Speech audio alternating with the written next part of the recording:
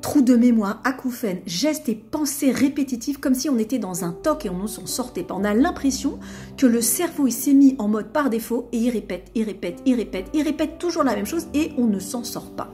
Alors là, il faut savoir que le cerveau, il est en mode vraiment de protection et l'idée, c'est pas simplement de dire on va essayer de trouver une huile essentielle pour les trous de mémoire, non pas du tout. C'est de comprendre ce mode de fonctionnement. Pourquoi est-ce que le cerveau il s'est mis dans ce mode opératoire? Alors souvent, c'est lié à un stress, à un choc, à un trauma et le corps, le cerveau n'arrive pas à initialiser un autre mode de fonctionnement. Donc là, la clé ici, c'est de venir apaiser et de venir détendre. Alors l'huile essentielle que je veux vous présenter, c'est vraiment un petit bijou qui nous vient de Corrèze. Et ce petit bijou, il s'appelle Docus carota. Alors je vais vous donner son nom, le nom qui est connu par tous. Ça c'est le nom latin, Docus carota, qu'on appelle la carotte. Oui mais attention, ce n'est pas la carotte cultivée que vous mangez. Non, ici il s'agit d'une carotte sauvage. Alors vous allez me dire, bon, quelle différence, à part que l'une est cultivée et l'autre est sauvage? Eh bien ça fait toutes les différences. Parce que quand on a fait des analyses en laboratoire, on a vu que l'huile essentielle de carotte cultivée, donc une grosse carotte charnue qui est faite pour être mangée, eh bien, avait une différence énorme entre la carotte sauvage qui est toute fine. En réalité, cette carotte toute fine qui est sauvage, elle est fine parce qu'elle n'est pas faite pour être mangée, mais elle va venir nourrir toute la sphère psychique et pas la sphère digestive.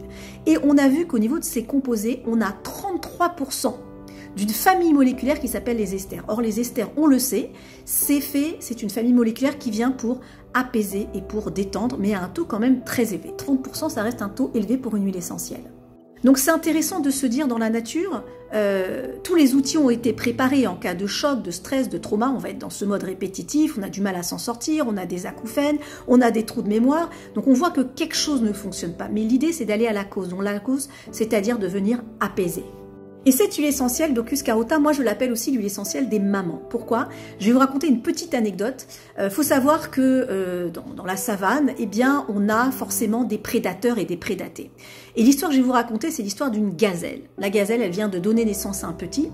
Et malheureusement, eh bien, son petit va se faire attraper par un prédateur, un lion. Et la maman assiste à ce spectacle impuissant. Évidemment, les animaux, ils ont des émotions, les mamans animaux. Et la maman complètement perturbée, complètement désorientée, elle va aller prendre une plante et elle va commencer à la ronger, elle va commencer à la manger.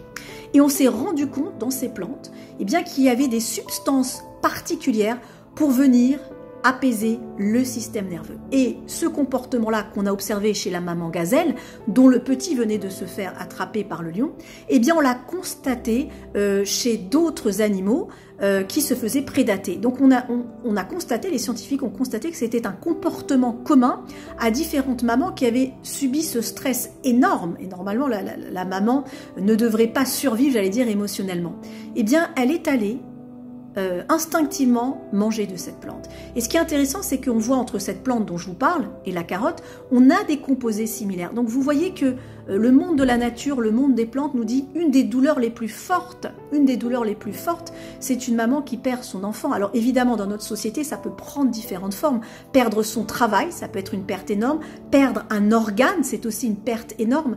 Donc c'est pour ça que j'aime bien l'appeler la plante de la maman, parce que c'est une plante mère et il y a une connexion très émotionnelle. Donc dès qu'on a ces signes autour de l'hyperacousie, ces signes au niveau de la perte de mémoire, ça veut dire qu'il y a eu un lien, une connexion qui a été perdue, une connexion qui est d'ordre de la vie et de la mort. Donc c'est très intéressant de travailler avec cette carotte, je dis bien carotte sauvage, avec des molécules particulières, et je vais vous montrer comment l'utiliser. En fait, on va en mettre une trace au niveau de la main, une petite trace au niveau donc de la langue. On va inspirer et expirer 3 fois, comme ceci. Donc déjà, on informe le corps au niveau de l'odeur, au niveau de la pénétration au niveau de la peau et au niveau de la senteur. Et pour vraiment potentialiser cette reprogrammation, parce qu'il s'agit bien d'une reprogrammation, je vais vous montrer un rituel. Voilà le rituel que je vous invite à faire. Torse, torse, doigt. Torse, torse, doigt. Ce qui nous donnera ceci. Torse, torse, doigt. Torse, torse, doigt.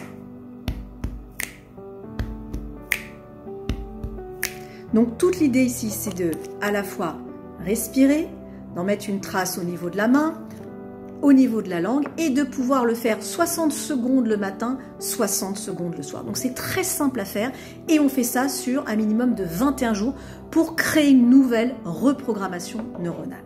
Donc vous retrouverez ces rituels dans le livre 2 minutes pour aller mieux et vous retrouvez cette huile essentielle de carotte sauvage, je précise bien, sur le site que je vais vous indiquer.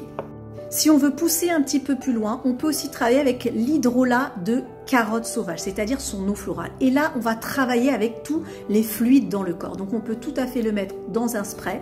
On peut en asperger au niveau du visage pour ses propriétés, mais aussi au niveau de la bouche. On peut en mettre également au niveau du nez. Alors là, je vous parle vraiment de l'hydrolat de carotte sauvage. Vous avez l'huile essentielle, donc là, au niveau de la bouche, on respire.